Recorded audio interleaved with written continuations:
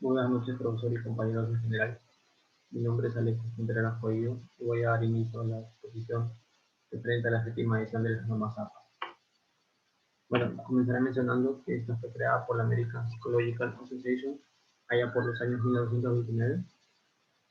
En definitiva, son un conjunto de directrices sobre estilos y formatos para poder realizar trabajos académicos. Estas se utilizan para citar fuentes en distintos campos, ¿no? A pesar de que esta nació en un campo de la psicología, se extendió a distintas áreas como las ciencias sociales, comportamiento, ciencias económicas y otras. Bueno, referente a la séptima edición, esta fue publicada en el mes de octubre de 2019, luego de casi 10 años de haber salido la sexta edición, y los cambios importantes que se pueden mencionar son en base a las maneras de citar y referenciar material en línea, ya que a lo largo de los años el Internet ha tenido un crecimiento significativo. Las funciones de la norma. Bueno, como se mencionó hace un instante, esto es un conjunto de directrices que buscan facilitar una comunicación clara y precisa. Entonces, por lo tanto, se mejora o se facilita la comprensión de lectura, ¿no? Se hace más simple. Favorece la originalidad del texto, debido a que permite que tu trabajo sea considerado confiable, ¿no? Sea considerado como un trabajo que tiene cierto nivel académico, cierto nivel de investigación.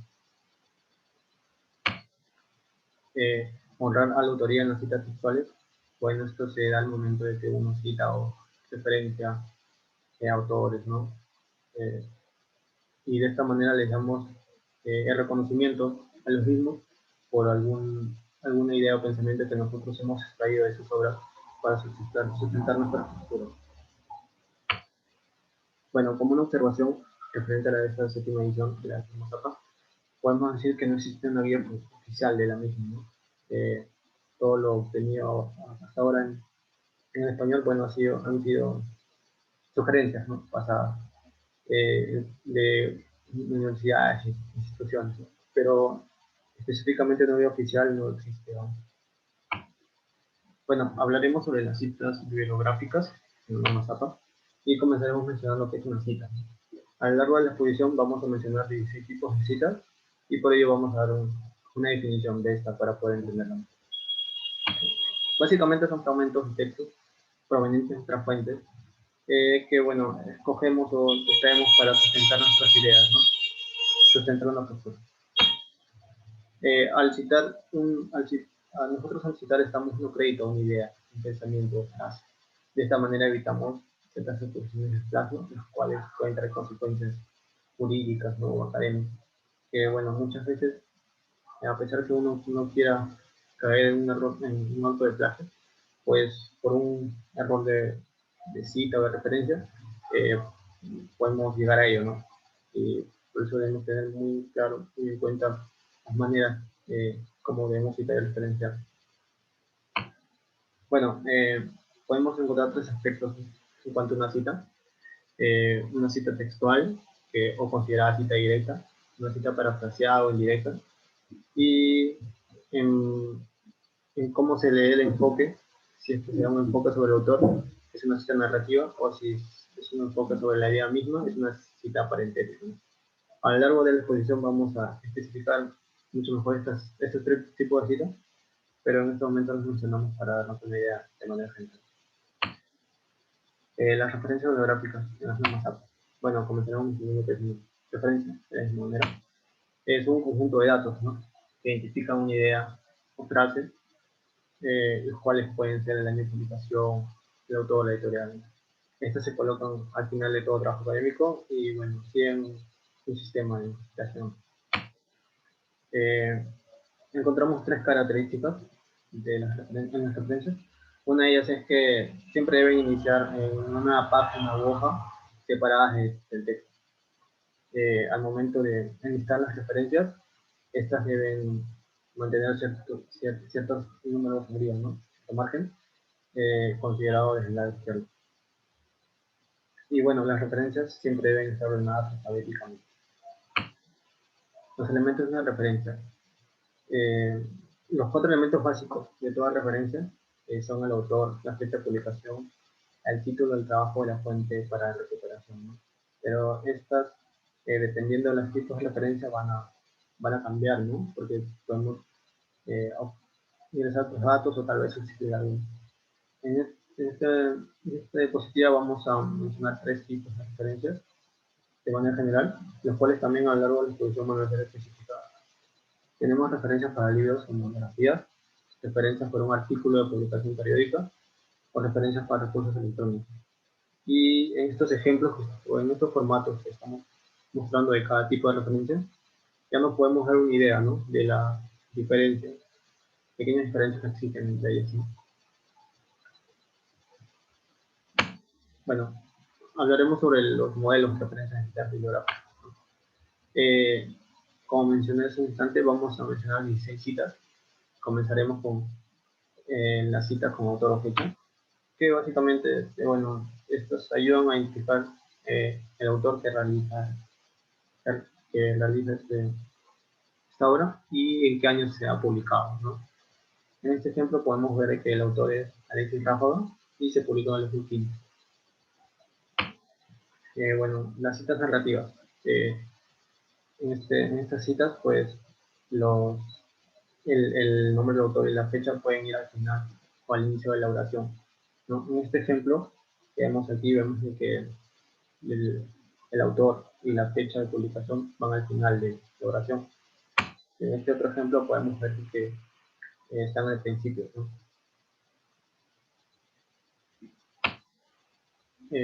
Como número 2 tenemos las citas en múltiples trabajos. Cuando se cita un grupo de varias obras, bueno, debemos colocarlas en orden alfabético y con una separación de punto y coma. En el siguiente ejemplo vemos que están separadas, no fueron ordenadas de orden alfabético, ¿no? Comienza con Maldonado, Muñar y por último Sanicero, ¿no?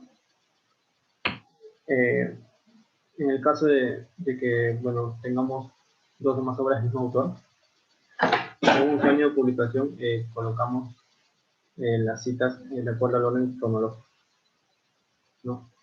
En este caso podemos ver que comienza en 2012 y se alarga hasta 2014, ¿no? Y bueno, en el caso de que hubiera muchas fuentes dentro de una cita, y bueno, de distintos autores, pues ya no importaría el orden, ¿no? Solamente sería en base al criterio de cada persona. Podemos ver que en este ejemplo no se sigue ningún orden cronológico ni tampoco alfabético. Como número 3 tenemos la cita de autores anónimos o desconocidos.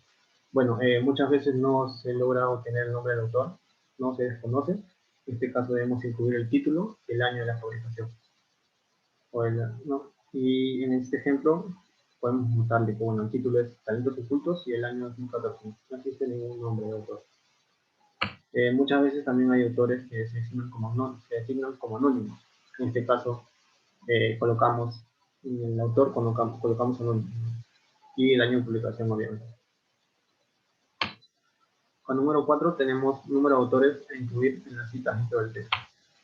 Bueno, si se trabaja de un autor a dos autores, se debe colocar los nombres en cada situación. Sin embargo, si son de 3 a más autores, se colocará la abreviatura et al en cada cita. En este cuadro podemos ver las diferencias, ¿no?, que existen entre un autor, dos autores y a más, ¿no? Para un autor y dos autores vemos de que los nombres están escritos tal cual, ¿no? Están escritos completos, pero ya luego de tres autores a más vemos que aparece la abreviatura et al, ¿no? De la misma manera, si vamos a citar alguna entidad, alguna organización que conlleve iniciales, en una primera citación la nombramos completamente, ¿no? Y en una subsecuente citación, bueno, podemos colocar las abreviaturas, ¿no?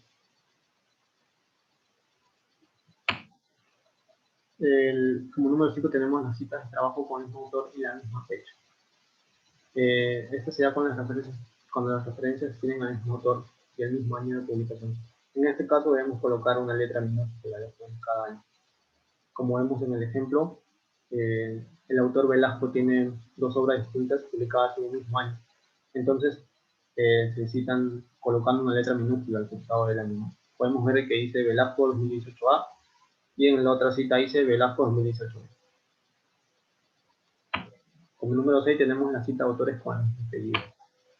Bueno, hay citas que comparten o en las que se ven involucradas el mismo apellido, ¿no? Entonces, pero son diferentes autores. En este caso, debemos incluir las iniciales del primer autor en todas las citas del texto, ¿no? De esta manera ayudaremos a evitar confusiones y a que los lectores encuentren la entrada correcta en la lista de referencias. En este ejemplo podemos ver que hay dos autores, ¿no?, que se apellidan Taylor. Por lo tanto, ponemos las iniciales de cada uno. En un lado está J.M. Taylor y en el otro lado está Ted Taylor. Así nos diferenciamos. Otra situación es que muchas veces existe coincidencia en los mismos apellidos y las mismas iniciales.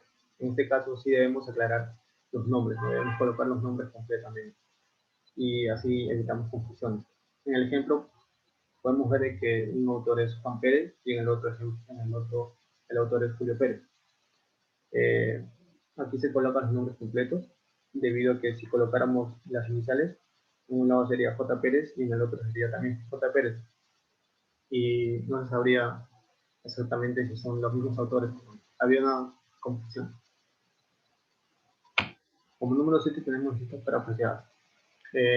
Básicamente estos son, bueno, esto se da cuando sustraemos un fragmento de una obra, un libro, y bueno, las traducimos con nuestras propias palabras, ¿no? Pero en esencia tienen la misma idea original.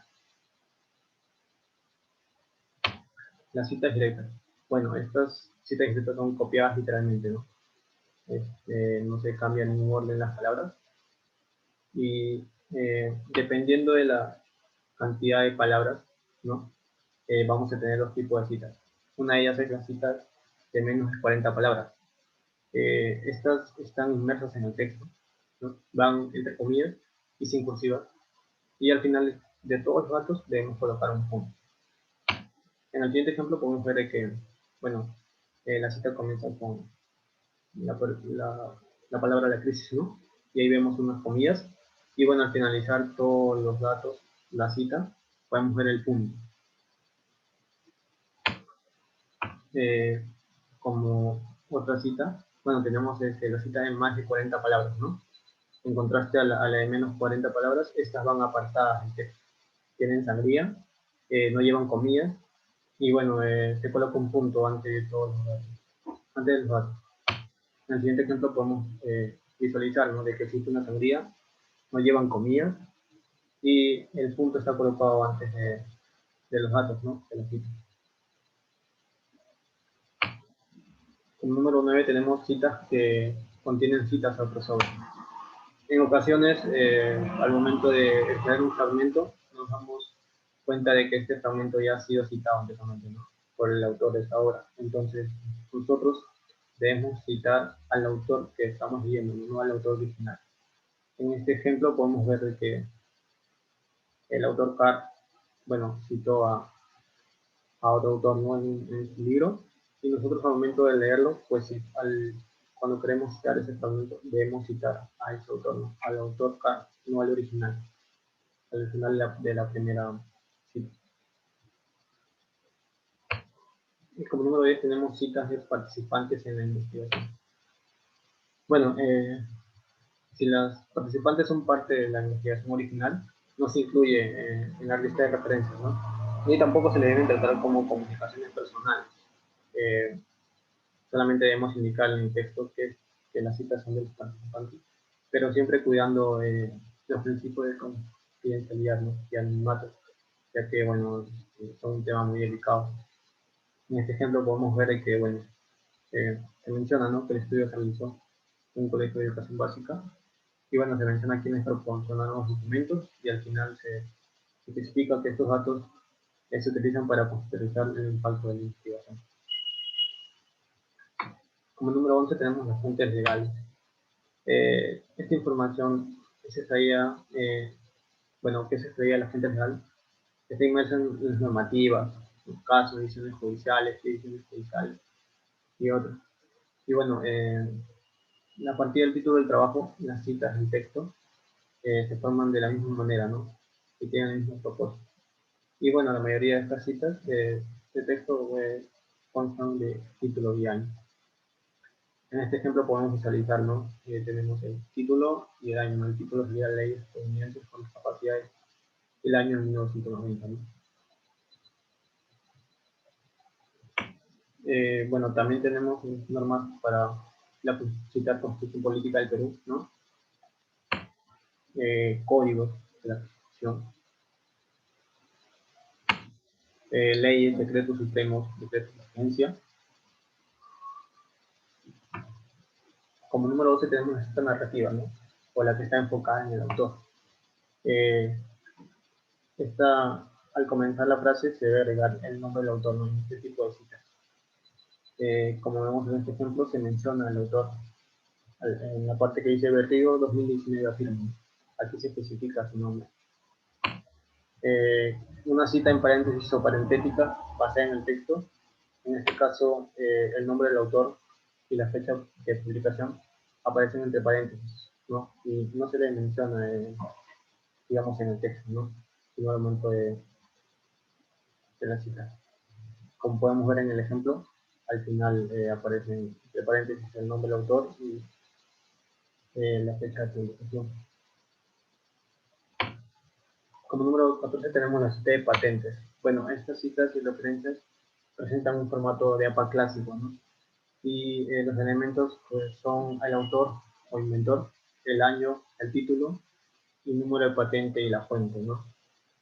Aquí tenemos un ejemplo donde podemos ver que aparecen estos elementos. Como número 15 tenemos las citas de comunicaciones personales. Estas comunicaciones personales incluyen correo electrónico, mensajes de texto, mensajes directos, entrevistas, conversaciones telefónicas y otros. Y bueno, se citan como una comunicación personal siempre que no sea posible superar la fuente original. Y bueno, debemos incluir las iniciales del apellido del comunicador y siempre la fecha más exacta posible, ¿no? En el siguiente ejemplo, podemos ver que luego del apellido del comunicador, que dice Allende, se coloca explícitamente comunicación personal, ¿no?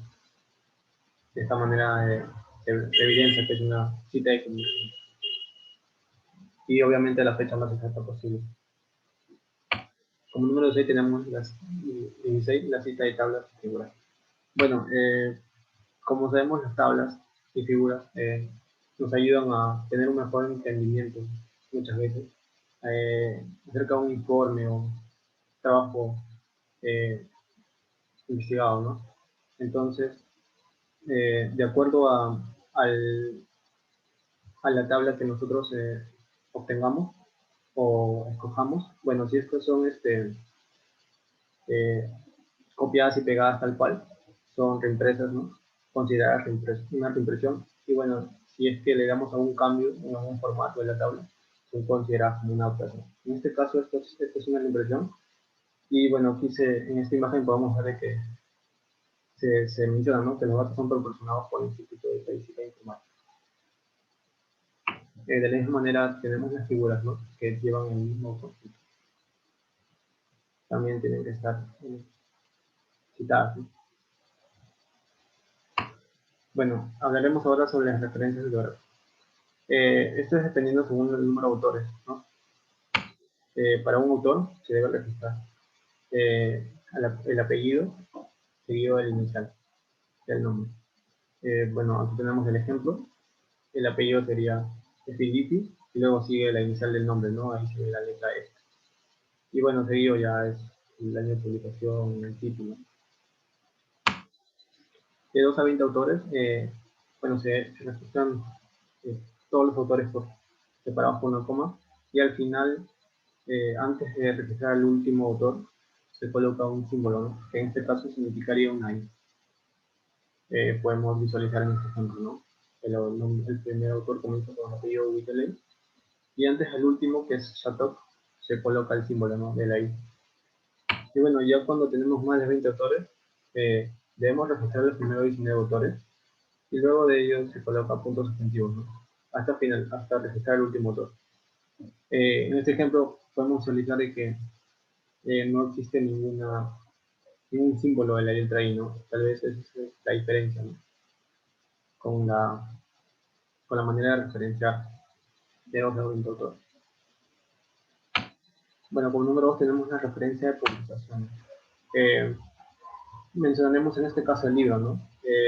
Para referenciar un libro, de manera general, se deben indicar el autor, el año de publicación, el título del libro y de la editorial. Pero dependiendo de los tipos de libros, se van a tener distintas consideraciones. Podemos tener un libro impreso, ¿no? En este caso, si se consideran estos 4 elementos nada más, como vemos en el siguiente ejemplo.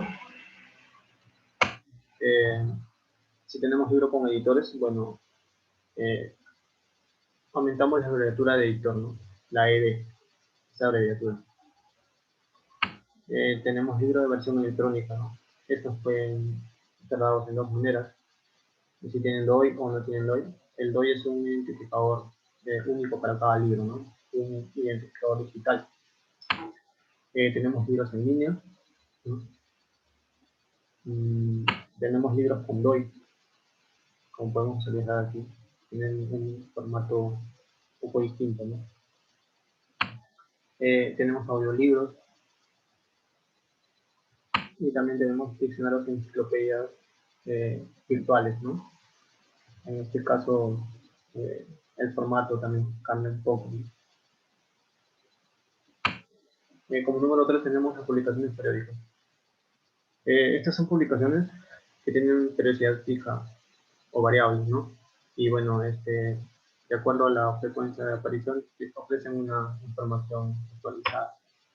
Dentro de estas podemos encontrar el artículo de revista de divulgación impresa, ¿no? Aquí podemos ver el formato que tiene. Y bueno, el ejemplo que estamos dando, podemos encontrar artículos de revista de divulgación en línea también, y artículos de revista con DOI, ¿no? Así como los libros tienen DOI algunos, estos también cuentan con DOI, estos artículos. Artículos de revistas sin DOI en línea también. Y bueno, artículos de periódico en línea.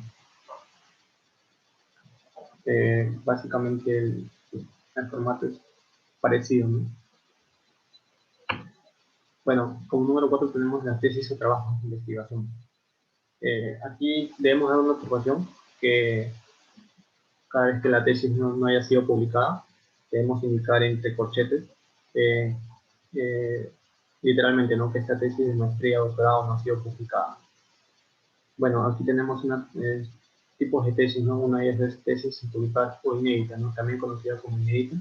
Y acá podemos visualizar de que se coloca, ¿no? Específicamente, explícitamente, que la tesis no, es inédita, ¿no? En el ejemplo podemos ver que se menciona tesis de bachiller inédita. También tenemos tesis disponibles en un repositorio académico.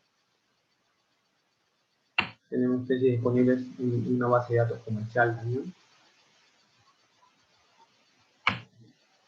Bueno, ahora podremos hablar de los medios audiovisuales.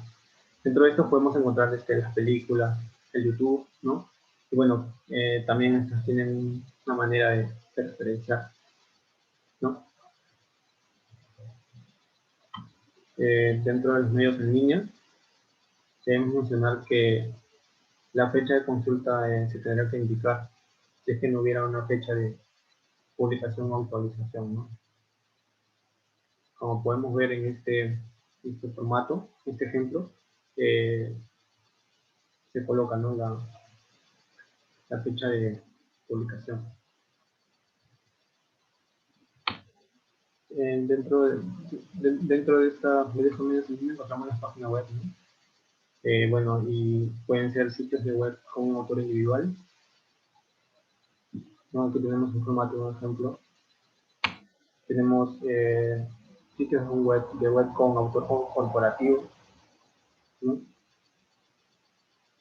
Vamos a ver que, bueno, cambia un poco el formato. Tenemos sitios web de actualización constante también, charlas TED, en cada tipo de de referencia, bueno, se cambia un poco el formato. Tenemos el webinar también. Tenemos para post un blog también existe norma. Bueno, como número 7 tenemos las actas de congreso y simposios. Aquí se utiliza el mismo formato que los artículos de revista, libros o capítulos editados. Aquí podemos ver el formato que llevan las actas publicadas en los libros, ¿no? Las actas publicadas en línea también existen normas para las mismas. Documentos presentados en simposios o congresos. Como número 8 tenemos los informes técnicos y de investigación. En este caso se toma como un artículo de una publicación periódica. Por lo general se toma la investigación original, ¿no? Pero así pueden estar o no revisados por pares. Las referencias se hacen igual que las de un libro, ¿no? Identificando la editorial. Y si es que no haya sido, bueno, si es que no haya sido identificado como el autor, ¿no? Tenemos informes de una organización gubernamental, ¿no? Aquí podemos ver el formato que lleva. Informes de autor individual en una organización gubernamental. Podemos ver el formato, cambia un poco al anterior referencia. Bueno, como número 9 tenemos las estadísticas de una base de datos. En este caso el formato, bueno, comienza con nombrar la base de datos, ¿no? El año, el título de información y de dónde hemos recuperado, ¿no? Esta base de datos. Bueno, ahora pasaremos a hablar sobre la relación entre los objetivos planteados y resultados obtenidos. Básicamente los objetivos planteados son aquellos logros que pretendemos alcanzar, ¿no? Con la ejecución de un proyecto, ¿no? Ya sea a largo plazo, ¿no? O a mediano plazo. Para definir un objetivo, primeramente debemos identificar el propósito, ¿no? ¿Para qué estamos realizando este proyecto? Luego de ello debemos ajustarlo a la realidad y el tiempo, ¿no? Ya que todo objetivo debe ser alcanzable, ¿no? Y real. Y por último debemos verificar que cumplan las características, ¿no? Que identifican un objetivo eficaz, ¿no? Debemos verificar que sea un objetivo que sea eficiente, ¿no? Bueno, los objetivos específicos generales. Los objetivos generales, eh, usualmente cuando nos referimos a ellos, suelen ser a largo plazo, ¿no? Y nos referimos a la misión del proyecto. ¿Sí? Un ejemplo que podemos dar nosotros como estudiantes puede ser que, bueno, nuestro objetivo sea egresar de la universidad o culminar la carrera. Objetivos específicos. Estos se dan cuando hablamos de metas a corto plazo, ¿no? Y bueno, se limitan a condiciones concretas y metas individuales. Un ejemplo que podemos dar como estudiantes también sería asistir a todas las clases, obtener buenas calificaciones o repasar lo aprendido en cada sesión. Bueno, resultados obtenidos. Estos resultados son las consecuencias de todos los objetivos realizados, ¿no? Y bueno, la relación que existe entre los objetivos planteados y los resultados obtenidos, bueno, siempre se deben mostrar siempre que se haya logrado cada objetivo, ¿no? Expresados en valores relativos, en función de las medidas tomadas. Si es que no se logrará ningún logro, bueno, debemos indicar sugerencias, ¿no? Para completar el logro en el punto de recomendaciones. Tipos de conclusiones y recomendaciones. Bueno, ¿qué son las conclusiones? Son una declaración introductoria, ¿no? Es una declaración introductoria que tiene como objetivo integrar, unir, sintetizar, ¿no? Cuestiones planteadas en la sección de discusión, ¿no? Para expresar problemas y objetivos. Bueno, cabe mencionar que no debemos no debemos anexar ningún tipo de información que no haya sido mencionada antes, ¿no? muy a pesar de que la consideremos importante. Aquí mostramos una serie de frases que podemos utilizar para iniciar una conclusión, ¿no? Podemos ver en conclusión, finalmente, concluyendo, por último, resumiendo, como se mencionó, como mencioné, abreviando.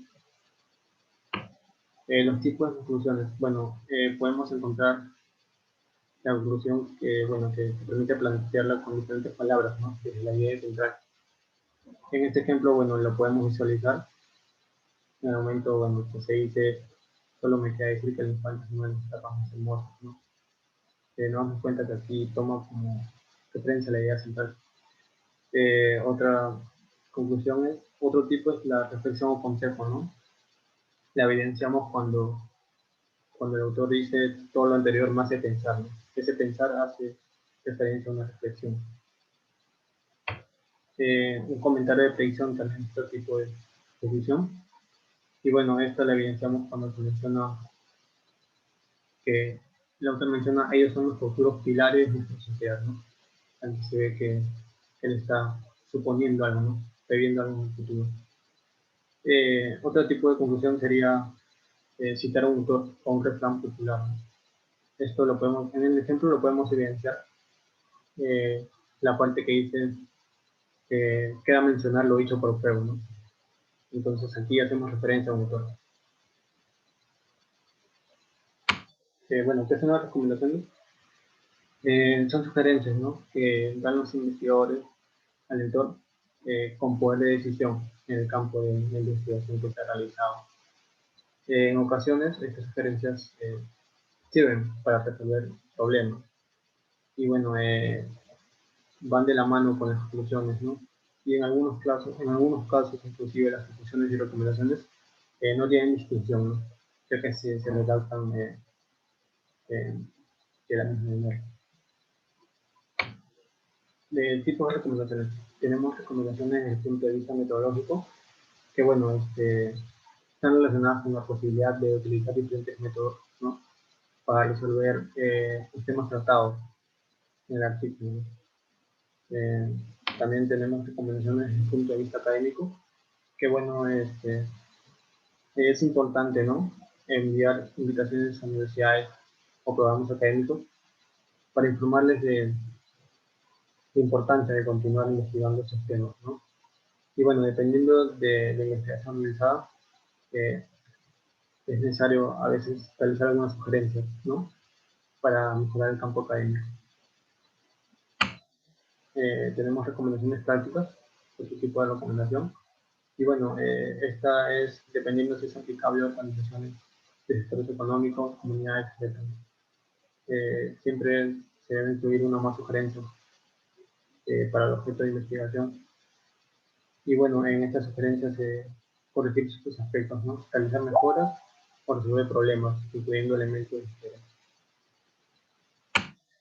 Bueno, aquí presentamos la bibliografía, las páginas, ¿no? Los lugares de donde hemos obtenido toda la información necesaria.